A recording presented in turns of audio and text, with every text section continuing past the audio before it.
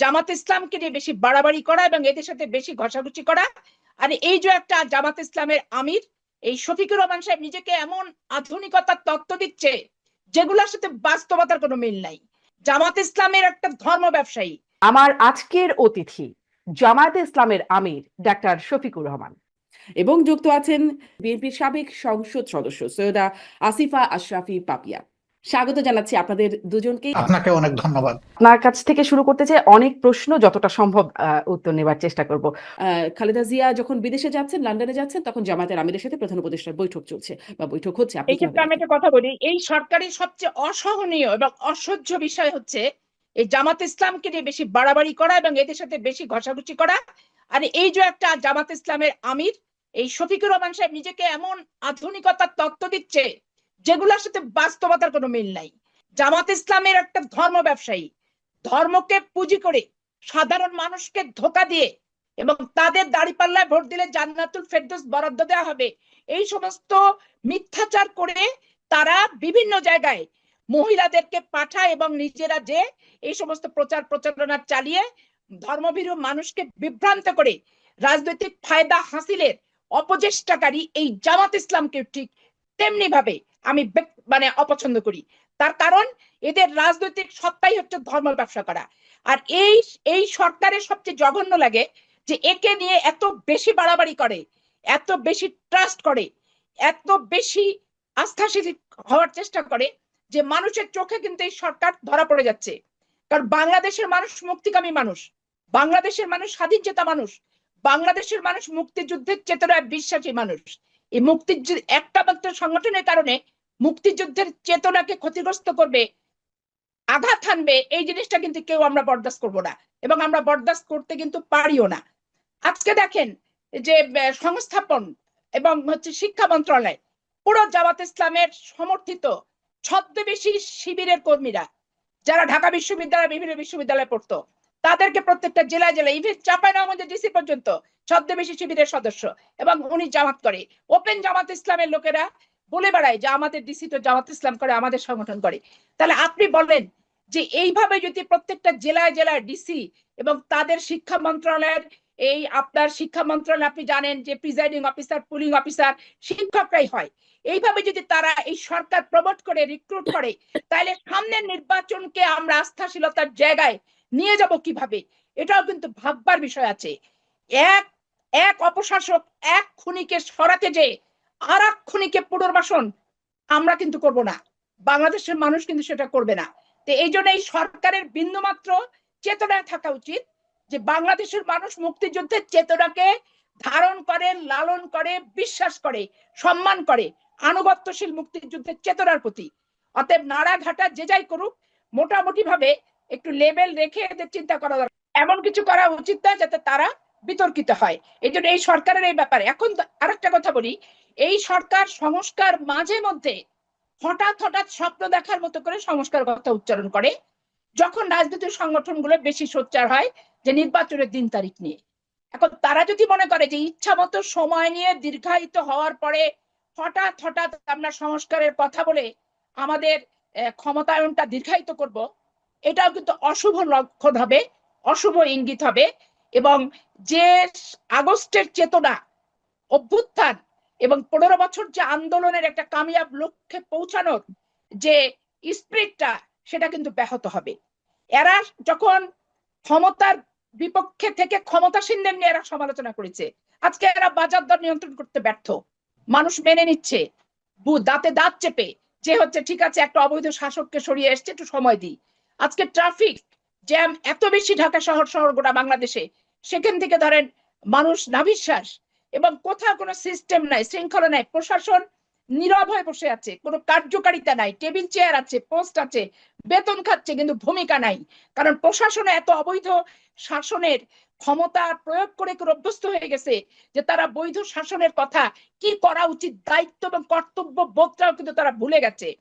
এমত অবস্থা ইনারা যদি মনে করেন দল গঠন করব, ক্ষমতায় বসে থাকবো, থেকে একটা পাতানো নির্বাচন দিব, বাংলাদেশের মানুষ কখনোই কোনো এই অবৈধ এবং এই টাইপের মানসিকতা সম্পূর্ণ সংগঠন ব্যক্তি এদেরকে মেনে নেয়নি, সমর্থন দেয়নি, মানবে না, মানতে পারে না।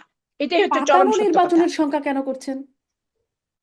যেভাবে ডিসি এবং শিক্ষা মন্ত্রণালয় নিয়োগ দিচ্ছে এবং বিভিন্ন জেলায় জেলায় জামাত ইসলামকে যেভাবে প্রশাসনিকভাবে যে দৌরাত্ম্যটা আমি উপলব্ধি করছি এবং কিছু কিছু ক্ষেত্রে আমি নিজে প্রত্যক্ষভাবে অবলোকন করছি, এতে আমার সন্দেহ হচ্ছে প্রথমত। দ্বিতীয়ত হচ্ছে এরা যদি সংগঠন তৈরি করে, তাহলে ক্ষমতায় থেকে সংগঠন তৈরি করলে তাদের অধীনে কি পাতানো নির্বাচন ছাড়া অবাধ, সুষ্ঠু, নিরপেক্ষ, গ্রহণযোগ্য সার্বজনীন নির্বাচন হওয়ার কোনো সম্ভাবনা থাকে কি? থাকে তো না। আমরা তো ক্ষমতার বাইরে, আমরা আগেও বলেছি যে আমরা নিজেরাও ক্ষমতা থেকে নির্বাচন দিতে চাই না, আর কেউ ক্ষমতা থেকে নির্বাচন দেখ এটা আমরা চাই না। এই সরকার জামাত ইসলামীকে নিয়ে অতি বাড়াবাড়ি, মাখামাখি, ঘষাঘষি এই বিষয়গুলো যে করছে, আসিফ আসিফ পাপিয়া বলছিলেন, আপনারা এটিকে মানে ঠিক এভাবেই দেখেন কি? আসলে কি এরকম কিছু আপনাদেরও মনে হচ্ছে? বিএনপি তো আমার সামনে নাই, আপনি আছেন। আপনি একজন সচেতন সাংবাদিক হিসাবে আপনি কি একটু বলবেন যে উপদেষ্টা পরিষদের কোন লোকটা জামাত ইসলামের?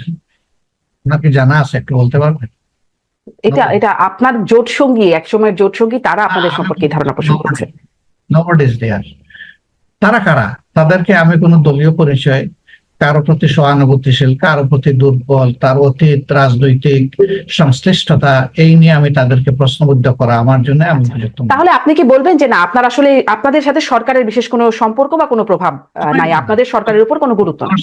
10টা দলের যেমন আমাদেরও তেমন, প্রশ্নই উঠে। জি, এই যদি এটা বলে থাকেন, এটা আরেকটা আনজাস্ট। আপনার কাছে এবার একটু আসি যে আপনারা রাষ্ট্র সংস্কারে যে 41 দফা প্রস্তাব দিয়েছেন, সেই বিষয়গুলো নিয়ে একটু কয়েকটা বিষয় একটু কথা বলতে চাইবো। আপনারা বলছেন বিচার বিভাগকে নির্বাহী বিভাগ থেকে আলাদা করা বহুদিনের দাবি, এটা এরকম একটা দাবি আছে। বিভিন্ন ন্যায় বিচার নিশ্চিতে আইন সংস্কার, পুলিশ সংস্কার, দুদককে শক্তিশালী করা, পুলিশ আইন পরিবর্তন, এরকম বেশ কিছু, মানে যেহেতু 41টা দফা, অনেক কিছু আছে আপনাদের সেই দফায়। আপনারা তো 2001 থেকে 6 বিএনপি জামাত জোট সরকার করেছিল, তখন এই বিষয়গুলো নিয়ে কেন ভাবেননি? মানে বিচার বিভাগকে পৃথকীকরণ, এই বিষয়গুলো তো পুরনো বিষয় ছিল, তখন কেন এই বিষয়গুলো নিয়ে আপনারা কাজ করেননি? প্রশ্ন করেছেন। আমি মিডিয়ার সামনে এই প্রশ্নের মুখোমুখি বারবার হয়েছি এবং আপনার কাছ থেকে আজকে আবার হলাম। এই জন্য আপনাকে ওয়েলকাম এই প্রশ্ন করার জন্য। এই বিষয়গুলো, অতীতের অভিজ্ঞতাগুলো সামনে রেখেই এবারকার এই ইন্টারিম গভর্নমেন্টের জন্য আমরা মূল থেকেই বলে আসছিলাম যে তাদেরকে যৌক্তিক সময় দিতে হবে। আমরা কিন্তু মূল থেকে কোনো সময় বেঁধে দেইনি যে এতটুকু সময়ের সীমাবদ্ধতার মধ্যে যা পারেন আপনাদেরকে করতে হবে, ওটা আমরা বলি নাই। আমরা বলছি যে এই সরকারকে মৌলিক জায়গাগুলোতে সংস্কার করে ফেলতে হবে। কারণ এটা আমরা অতীতেও দেখেছি যে আমরা যখন রাজপথে থাকি, রাজনৈতিক দলগুলো, আমি শুধু আমার দলের কথা বলছি না, আমি সবার কথা বলছি, আমরা যখন রাজপথে থাকি রাজনৈতিক দলগুলো, তখন অনেকগুলা ব্ল্যাক লর ব্যাপারে আমরা আমাদের কনসার্ন আমরা এক্সপ্রেস করি যে আমরা এতে উদ্বিগ্ন, জাতির এই ক্ষতি হবে, এটা পরিবর্তন করা দরকার, এটা থামিয়ে দেওয়া দরকার। কিন্তু সেই আমরাই যখন আবার দেশ শাসনের সুযোগ পেয়েছি, আমরা তখন সাথে সাথে এটা ভুলে গেছি। প্রত্যেকটা দলের একই অবস্থান ছিল, এটা আমার নির্দ্বিধায় স্বীকার করতে কোনো অসুবিধা নেই। এই জন্য আমরা চাই যে গভর্নমেন্টটা কোনো দলের নয়, যে গভর্নমেন্টটা একটা ঐক্যমতের সরকার, যাদেরকে আমরা দায়িত্ব দিয়ে বসিয়েছি। তারা নির্বাচিত হয়ে এখানে আসেননি, ভোট প্রার্থী হয়ে আসেননি, তারা এসেছেন জনগণের আকাঙ্ক্ষা ফুলফিল করুন। এই সরকার দ্বারা এই কাজগুলো আমাদের সমাধান হয়ে যাওয়া দরকার। এই জন্য আমাদের এই ক্ষেত্রে ভয়েস ক্লিয়ার এন্ড লাউড, একেবারে পরিষ্কার। আমরা চাই না। তারেক রহমান কবে ফিরবেন, এই বিষয়ে কি আপনাদের ধারণা আছে? তারেক রহমান কবে ফিরবেন এই বিষয়ে আমি যে পর্যায়ের দলে আমার অবস্থান, এই উত্তর আমার পক্ষে স্পষ্ট করে দেওয়াটা সম্ভবপর নয়। এটা স্থায়ী কমিটির যারা সদস্য আছেন, মহাসচিব আছেন, নেতৃত্বস্থানীয় ব্যক্তি আছেন, যাদের সাথে সার্বক্ষণিক বাংলাদেশের রাজনীতি এবং বিএনপির সংগঠন এই সমস্ত নিয়ে তারেক রহমানের সাথে সার্বক্ষণিক কথাবার্তা হয়, ওনারা এই উত্তরটা যথোপযুক্ত হয়ে দিতে পারবেন। যার কারণে এই উত্তর দেওয়ার ক্ষেত্রে আমি অপারগতা প্রকাশ করছি। আর দ্বিতীয়ত ব্যাপার যে বিরাজনীতিকরণের ক্ষেত্র যদি শুরু হয়, প্রস্তুতি যদি কেউ নেয়, তো সেইটা ভাঙার জন্য আমরা সদা প্রস্তুত। কারণ আমরা রাজনীতিকে অপরাজনীতিও চাই না, বিরাজনীতিকরণও চাই না। আবার রাজনীতিকে পুঁজি করে অনির্বাচিত হয়ে দীর্ঘদিন ক্ষমতার জগদ্দল পাথরের মতো চেপে রেখে মানুষকে নির্যাতনের হাতিয়ার হিসেবে কয়েকটা দিনক্ষণ তারিখ, যে 5ই জানুয়ারি 2014, আর ওই 18 সাল অমুক ডিসেম্বর, আর হচ্ছে এই 2024-এর জানুয়ারি মাসের 7 তারিখ, এই তারিখ আমরা বুঝি না। কারণ আমরা ভোটের অধিকার এবং রাজনৈতিক সংস্কার, যেটা এই সংস্কার এবং রাজনীতি, দুর্নীতিমুক্ত রাজনীতি, তারপরে হচ্ছে প্রাতিষ্ঠানিক যে দুর্নীতিগুলো হচ্ছে, বিচার বিভাগ বলেন, পুলিশ বিভাগ বলেন, আইন বিভাগ বলেন, নির্বাচন কমিশন বলেন, সচিবালয় কেন্দ্রিক বলেন, এগুলো অবশ্যই চিরতরে নির্মূল করতেই চায় বিএনপি, এবং নির্মূল করেই জনগণের প্রত্যাশিত একটি রাজনৈতিক সংগঠন এবং একটি সরকার, যে প্রকৃত ভোটে, বিশ্বাসযোগ্য ভোটে, সকলের অংশগ্রহণের ভোটে নির্বাচিত হবে, এই প্রত্যাশা আমাদের এখন পর্যন্ত অটুট, কোনো প্রকার পরিবর্তন হয় নাই। অপরিবর্তিত মানসিকতা এখন পর্যন্ত আছে এবং ততক্ষণ পর্যন্ত থাকবে যতক্ষণ পর্যন্ত আমরা কামিয়াব লক্ষ্যে পৌঁছাতে না পারি। বলছিলেন যে তারেক রহমান কবে ফিরবেন সেটি আসলে আপনাদের পক্ষে এই মুহূর্তে জানা সম্ভব না, হয়তো স্থায়ী কমিটির নেতারা জানতে পারেন। কিন্তু কেন ফিরছেন না, মানে আগে সরকারে আমরা জানি তার জন্য সংকটপূর্ণ ছিল বাংলাদেশে সেই সময় আসাটা, কিন্তু তারপরে এখন 4 মাস চলে গেছে এই সরকার আসার পরে, এখনো তিনি ফিরছেন না। আচ্ছা, গেলেন, খালেদা জিয়া গেলেন লন্ডনে, এরপর কবে আসবেন সেটি আপনি জানছেন না, কেন আসছেন না সেটি কি আপনি বলতে পারেন? আসলে আমি বলছিলাম যে আমার অবস্থানটা দলে যে জায়গায়, মানে সেই জায়গা থেকে এই বিষয়টি আমার জানার যে এখতিয়ার বলেন কি জানার যে জায়গা বলেন, সেই ক্ষেত্রে আমি নাই। এটা পার্টির স্থায়ী কমিটির সদস্যবৃন্দ এবং মহাসচিব জানবেন।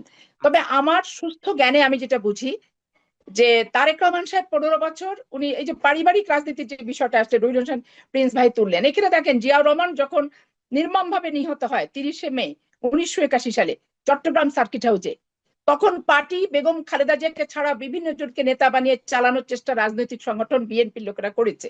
কিন্তু যখন পর্যায়ক্রমে দেখেছে ব্যর্থ হয়েছে, দল ভেঙে নতুন দলে যাচ্ছে, তখন আস্থার জায়গা বেগম খালেদা জিয়াকে দায়িত্বটা দিয়েছে। এবং বেগম খালেদা জিয়া দীর্ঘ 9টি বছর আন্দোলন করে উনি ওনার যোগ্যতা, আপোষহীনতা, স্বকীয়তা এবং বিএনপির মতো একটা সংগঠন শহীদ রাষ্ট্রপতি জিয়াউর রহমানের অনুপস্থিতিতে ঠিক তার মতো করে, তার আদলে, তার মানসিকতা এবং তার রেখে যাওয়া দলটাকে তার লক্ষ্যমাত্রায় পৌঁছানোর জন্য যোগ্য ব্যক্তি হিসেবে দল যে সেদিন সিদ্ধান্ত নিয়েছিল, সেটি কিন্তু পরবর্তীতে প্রমাণিত হয়েছে।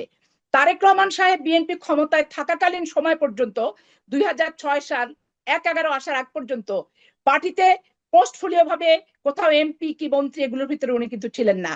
কিন্তু পার্টির যখন দুর্দিন, মা গৃহবন্দী, মাকে আটকে রাখছে, মাকে চিকিৎসা নিতে দিচ্ছে না, দল পার্টি নেতাদের লক্ষ লক্ষ মামলায় ঝুলছে, উনি যেখানে ছিলেন সেখান থেকে এই 15টি বছর এই দলটিকে নেতৃত্ব দেওয়ার চেষ্টা করেছেন এবং সফল নেতৃত্ব দিয়েছেন।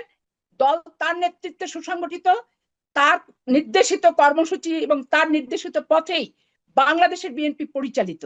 অতএব এইখানে -2 আর আসিফ -1 আশরাফি পাপিয়া, আর জিয়াউর ধন্যবাদ রহমানের আপনাকে। পরিবার দেশে না বিদেশে কিচ্ছু যায় আসে না।